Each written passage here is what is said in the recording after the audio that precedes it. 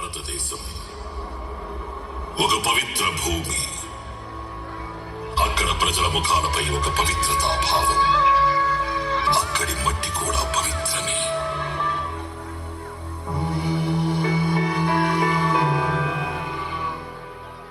అమ్మా, నేను కత్తిస్వామి నేర్చుకుంటాను.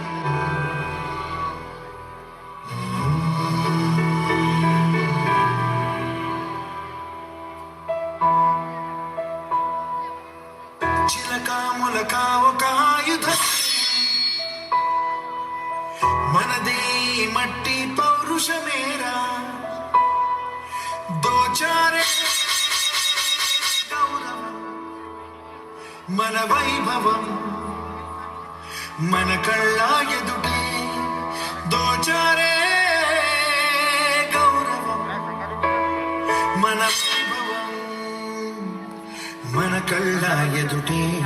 సంకల్ప బలంతో యుద్ధ గుణాన్ని అక్షరమే ఆయుధంగా మార్చి శత్రు సైన్యాన్ని సైతం ముందు తరాలకు విద్యనందించడమే నా ధ్యేయం. సంకల్ప దీక్షతో అంతా సన్నద్ధమే. పర్జన్య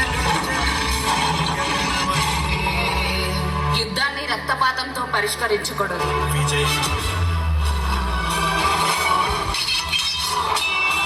విజయ్ భవ.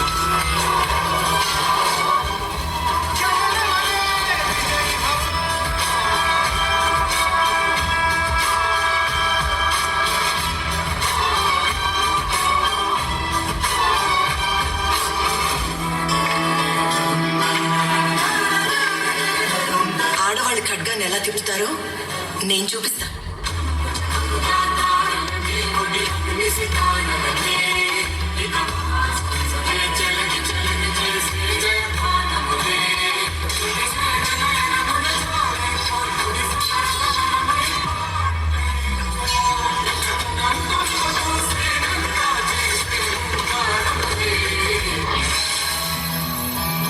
ఝాన్సీ సేన మీ అందరికీ స్వాగతం చెబుతుంది. నీ బట్టి నిన్నే పిలిచెను రారా. ఈ ధాత్రి నీ జనయిత్రే కాదా. దోచారే గౌరవం, నీ వైభవం, మన కళ్ళ ఎదుటే. సంకల్ప దీక్షతో అంతా సన్నద్ధమే. పర్జన్య గర్జనై గగనమనే. విజయ్ భవ.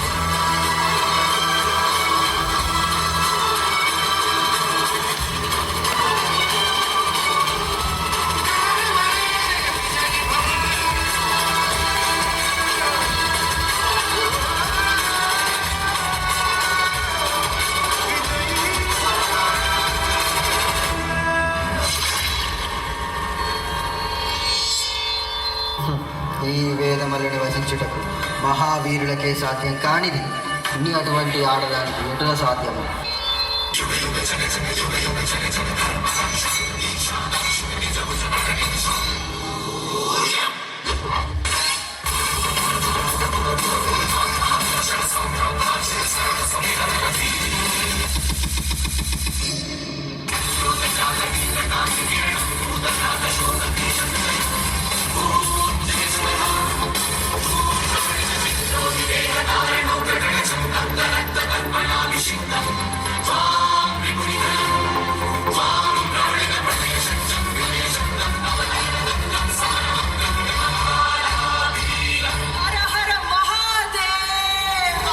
వేదమల్ల మీకు రాజ్యాధికారం కోసం కావాలి, నాకు మా ప్రజలకి సేవ చేయడానికి కావాలి.